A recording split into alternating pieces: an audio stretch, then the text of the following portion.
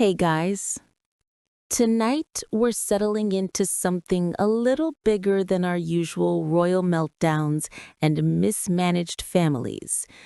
So get your blankets, adjust whatever pillow currently has the emotional burden of supporting your neck, maybe sip something warm or cold, depending on how chaotic your life is right now. Because tonight we're drifting slowly, calmly, into the long, soft, occasionally ridiculous story of some of the greatest empires in history. And yes, I know, greatest is doing a lot of heavy lifting here.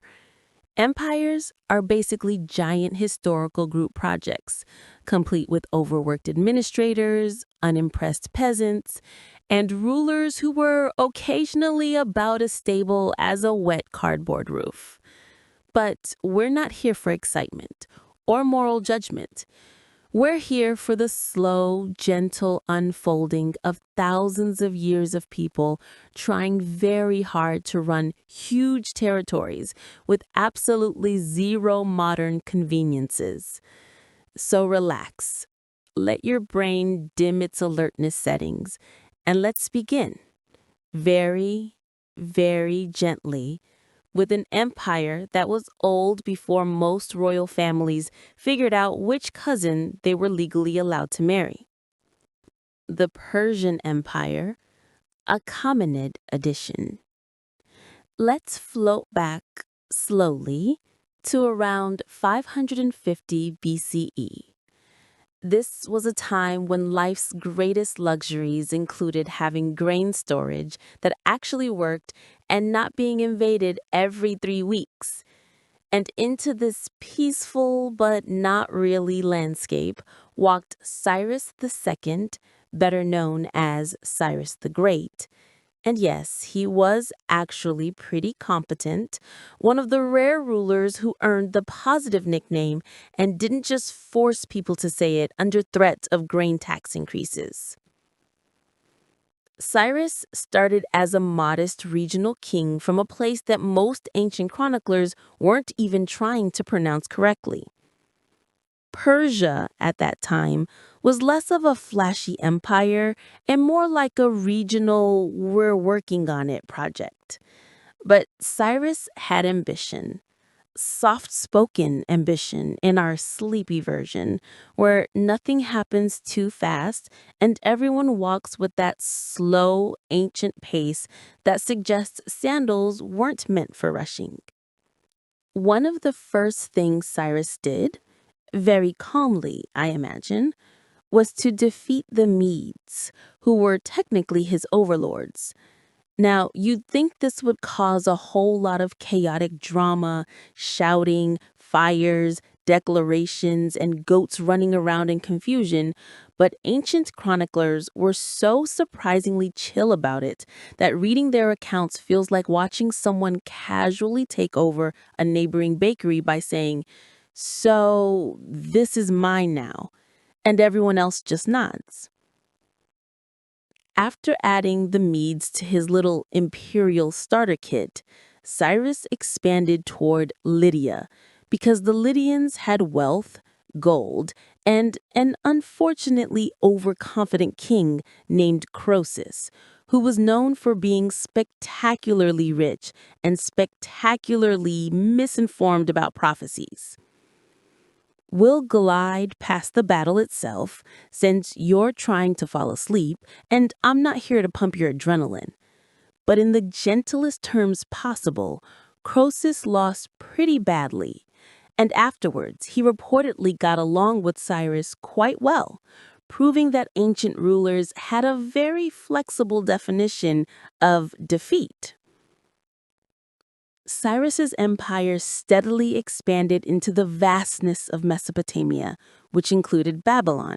Yes, that Babylon, the one with the alleged hanging gardens that may or may not have existed depending on which historian's sleep schedule you're disturbing. When Cyrus entered Babylon, it was less of a dramatic conquest and more like a smooth corporate takeover where half the employees showed up the next day, not sure if anything had changed. One of the things that made the Persian Empire so impressively, quietly successful was administrative organization. Achaemenid governors, called satraps, were installed throughout the empire. They were basically ancient regional managers, except instead of worrying about quarterly sales, they worried about tax collection, infrastructure, and preventing rebellions, which is kind of the same thing, honestly. The Persians also built the Royal Road, which was an old world version of express shipping. Messages could move from one end of the empire to the other with surprising speed. Again, surprising for the donkey-based technology of the time. Cyrus's successors expanded all of this even more, especially Darius I, who loved administration the way modern people love complaining about administration.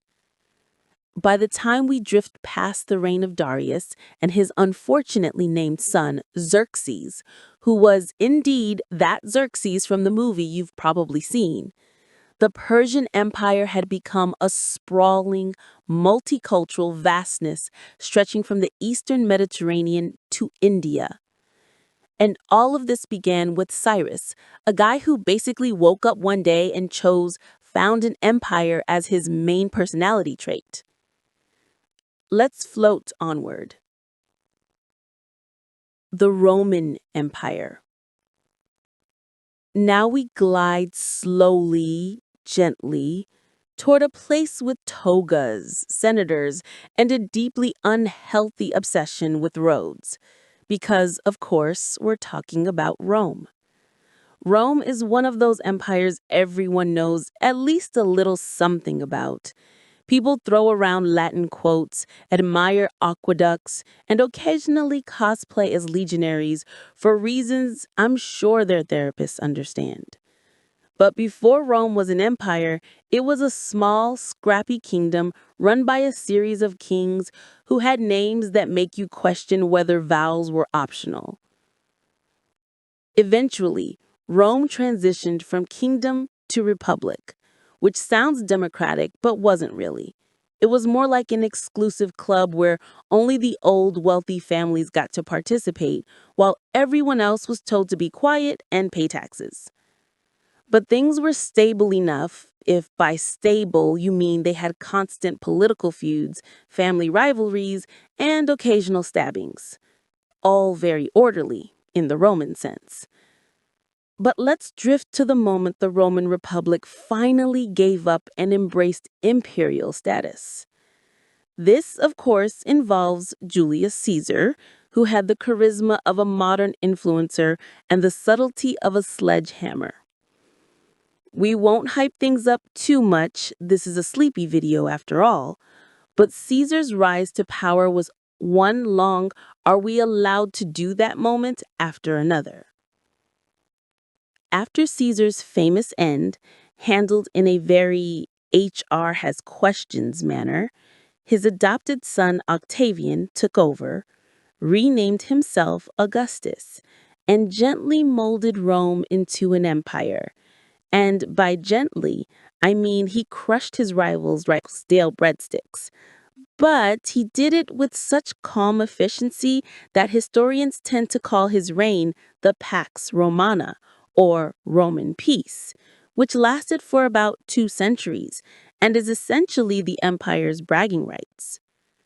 Rome grew huge, monumentally huge.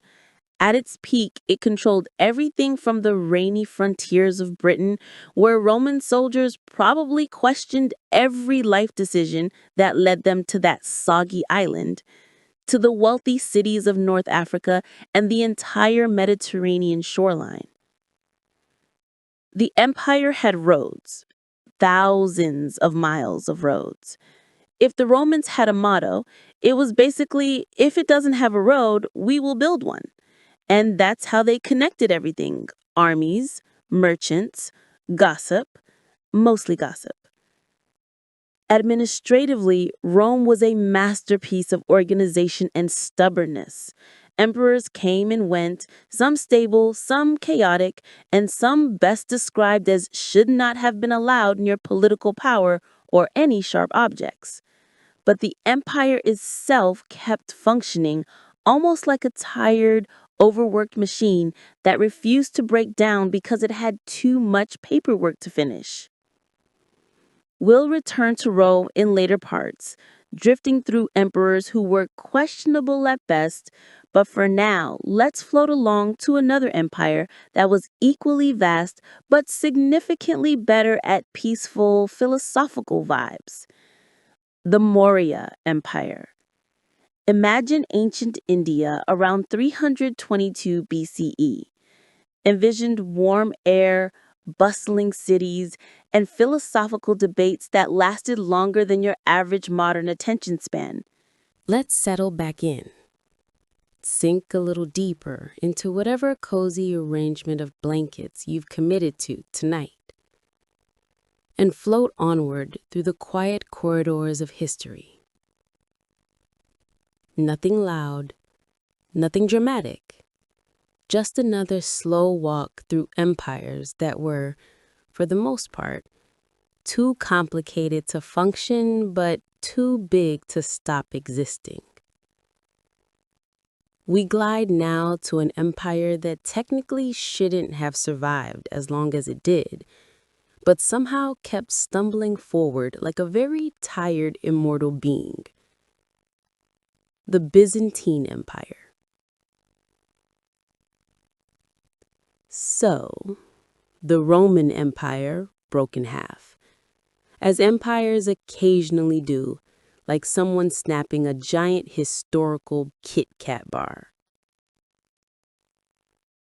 The western half fell apart nicely, dramatically, chaotically, the usual, while the eastern half calmly looked around, shrugged, and said, "Well, I guess we're still here." And thus began the Byzantine Empire, also known as the Eastern Roman Empire, also known as that one empire that rebranded itself without admitting it. Its capital, Constantinople, was basically the ancient world's equivalent of a five-star hotel compared to the drafty wooden kingdoms popping up in Western Europe.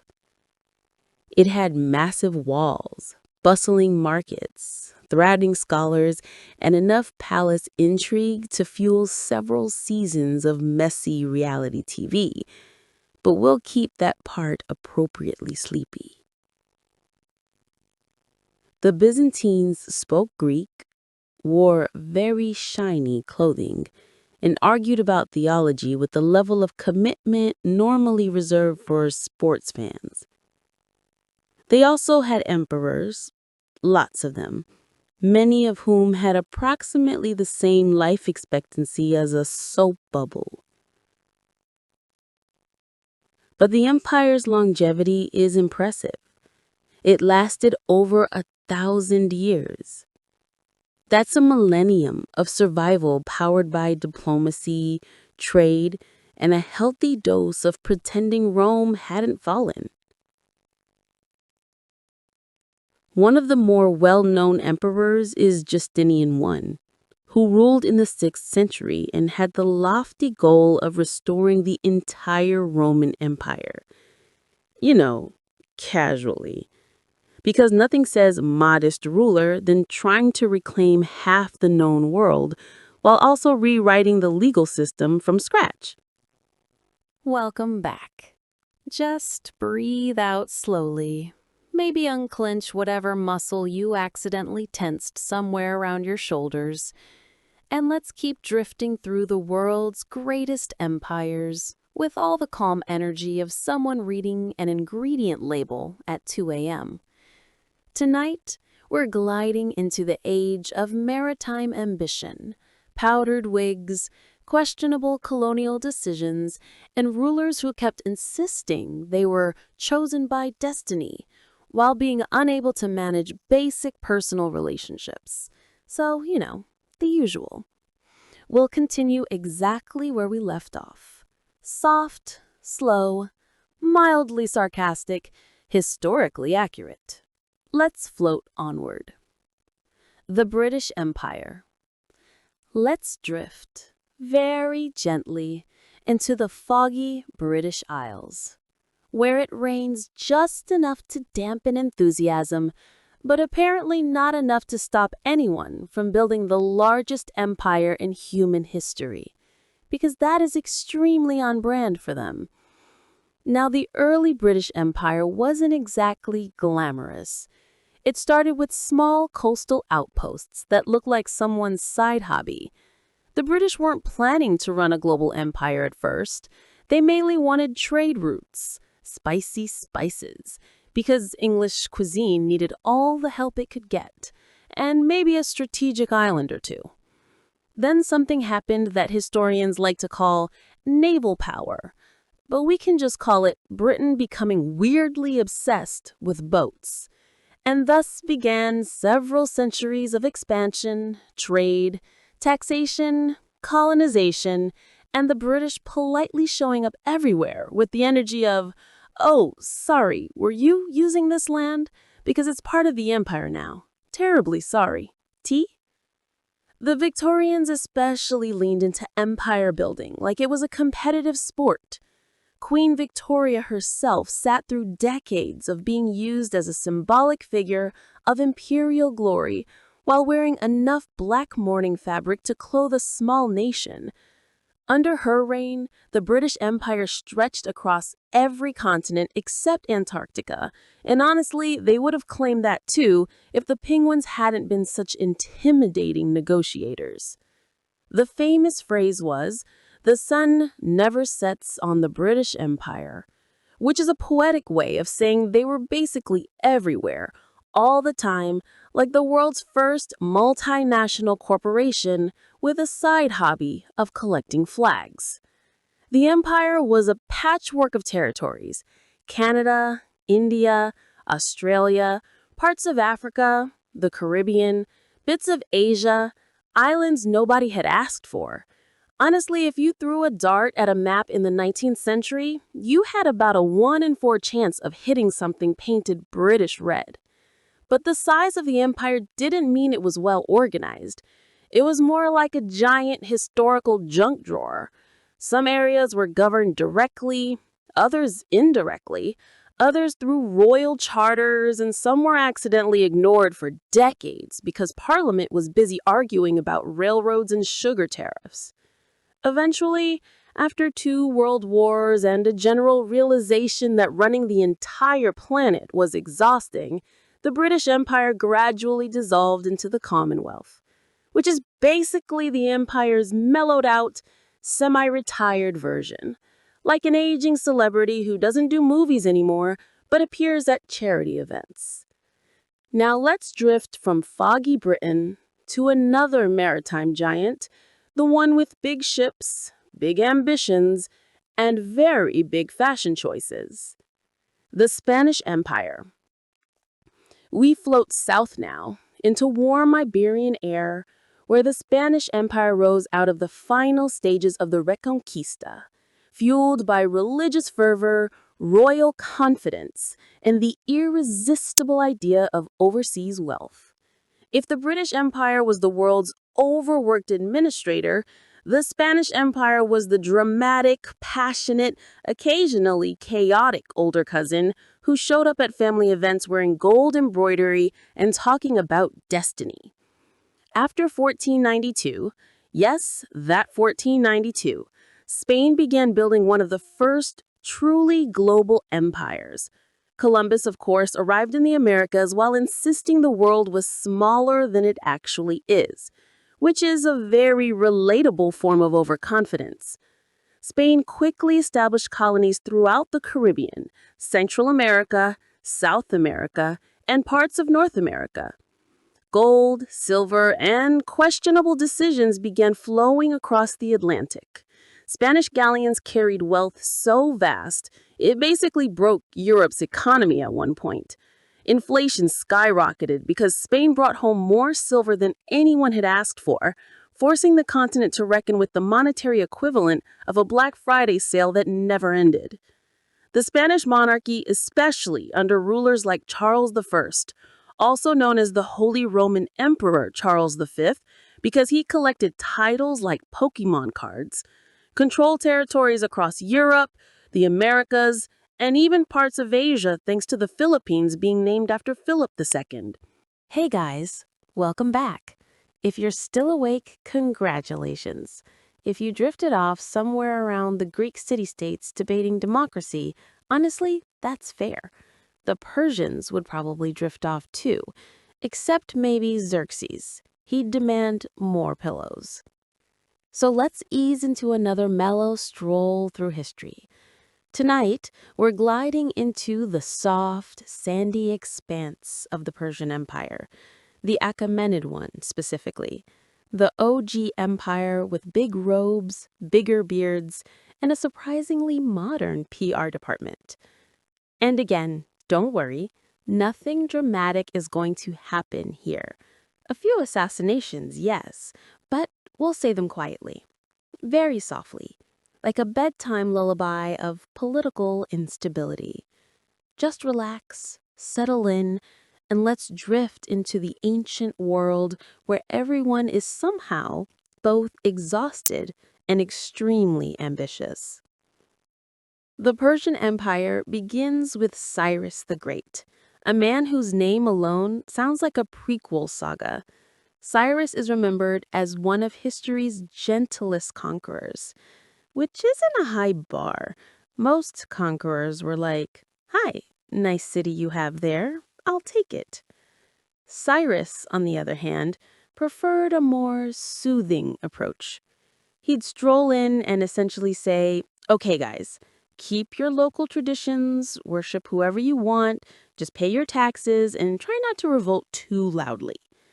By ancient world standards, that was practically enlightened, a sort of soft governance, but with spears. He founded the empire around 550 BCE by overthrowing his grandfather, which is a stressful family dynamic, but again, we're keeping things calm tonight, so we'll just glide past that. Let's just say ancient royal families treated betrayal like a holiday tradition. You know how you have Thanksgiving? They had coups. But Cyrus wasn't done. He expanded his empire by doing what every ancient ruler did when bored, conquering neighbors. Lydia? Conquered. Babylon? Conquered. And in Babylon, he left such a good impression that they wrote him into their chronicles like he was the nicest houseguest they ever had. Imagine that. You break into someone's home, but you tidy up afterward, and suddenly you're a legend. Cyrus had a reputation for humane rule. Granted, humane in antiquity means he didn't burn everything, but still. He let exiled peoples go home, including the Jews, and restored their temples. This was basically unheard of. Most conquerors were like, "You're staying here forever, and also I'm renaming your city something ridiculous." But Cyrus was different. A calm guy. Strategic. Thoughtful. Probably needed a nap like most rulers of the time, but held it together anyway. Let's drift over to his downfall, which was, unfortunately, nomadic warriors. A queen named Tomyris, to be precise. There are many versions of this story, but the takeaway is simple. Cyrus got a little too confident and died in battle against a steppe tribe he underestimated. Which is classic empire behavior. Every empire eventually meets someone on horseback who doesn't care about your architecture. After Cyrus, his son, Cambyses II, stepped up. And here is where the Persian dynasty starts to wobble slightly, like a table with one short leg. Cambyses conquered Egypt, which was great for the empire, but not so great for his mood. He's often described as unstable. Ancient sources say he stabbed a sacred bull, accidentally killed his brother, and maybe even lost it completely. But ancient Greek authors wrote most of that, and they weren't exactly biased. They basically saw Persia as their main rival. So, if Cambyses sneezed, Herodotus would be like, ah, yes, a clear sign of madness. So let's keep it gentle and say Cambyses had a tough time. Between imperial expansion, cultural misunderstandings, and questionable health, he just didn't vibe well in the role. He died on the way home from Egypt, leaving the throne open for one of the most famous rulers in history, Darius the Great. Darius wasn't next in line, but he was charismatic, well-connected, and the confidence level of someone who absolutely believes he can pull off a fringe beard. He claimed the throne through a series of events that, let's be honest, sound suspiciously convenient. But since we're keeping things calm and sleepy, we'll simply say he secured his position. With Darius, the empire truly became imperial. He organized provinces, satrapies, implemented taxes, built roads, and basically created a bureaucracy with the energy of someone creating the world's largest filing cabinet. He even standardized coinage. Imagine being so organized that people 2,000 years later still remember your admin system. One of his biggest achievements was the Royal Road, a massive highway where royal couriers could deliver messages at incredible speed, or at least unbelievable for the time. It was said, neither snow nor rain nor heat nor gloom of night stays these couriers, which obviously got stolen from mail service slogans. Persia under Darius was a place of relative stability if you ignore the constant rebellions, which he did, calmly, by putting them down, quietly, efficiently, like he was doing spring cleaning. The empire's architecture flourished. Persepolis, for instance, wasn't really a city, more like a ceremonial lounge space, the kind of place emperors used to show off, throw parties, and remind visiting nobles that, yes, Persia did in fact have better columns than you. Everything was grand, symmetrical, and excessive in a soothingly visually pleasing way. Perfect for bedtime stories, really. Then there were the wars with Greece, which we won't dramatize because this is a sleepy story, but just know that Darius tried to invade Greece. It didn't go great. Lots of details, lots of marching. Let's just say the Greeks were annoyingly scrappy. After Darius came Xerxes the First. Yes, that Xerxes, the overly shiny one from the movies. Except real Xerxes did not look like a tall, glittery demigod. He more likely resembled your average elite aristocrat with a royal beard that could double as a small rug. Xerxes inherited a massive empire, a restless military, and the expectation that he'd do better than his dad with this whole invading Greece thing. Spoiler, he did not. He did build a giant pontoon bridge across the Hellespont, which is impressive, but it collapsed in a storm and, according to ancient writers, he ordered the sea to be whipped as punishment. Very normal, stable behavior for a stressed-out emperor. Again, we take ancient sources with a grain of salt. A calm grain. The Greeks eventually won, and Xerxes went home to focus on architecture, palace intrigue, and being assassinated by his own advisor. Like many rulers of the era, he probably went to bed each night wondering if his pillow was safe. The empire continued for another century under several rulers, each with big robes, complicated names, and varying levels of political anxiety. Artaxerxes I, Darius II, Artaxerxes III. You get the idea. Royalty was practically a name recycling program. Over time, the empire sagged under the weight of internal conflicts, satrap rebellions, and what I can only describe as bureaucratic fatigue. Then along came a Macedonian guy named Alexander, who had excessive energy and a grudge against Persia. And in a very non-sleepy burst of military hyperactivity, Alexander swept across the empire. The Persians fought bravely, but their leadership was exhausted.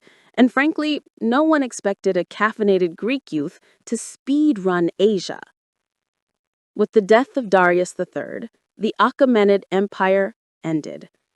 Alexander declared himself heir, because why not? But the Persian legacy lived on. Administration systems, architectural elegance, royal etiquette, tolerance policies, they all influenced future empires. Even after collapse, Persia still whispered through history. And that's kind of comforting. A soft reminder that even giant, stressed out ancient monarchies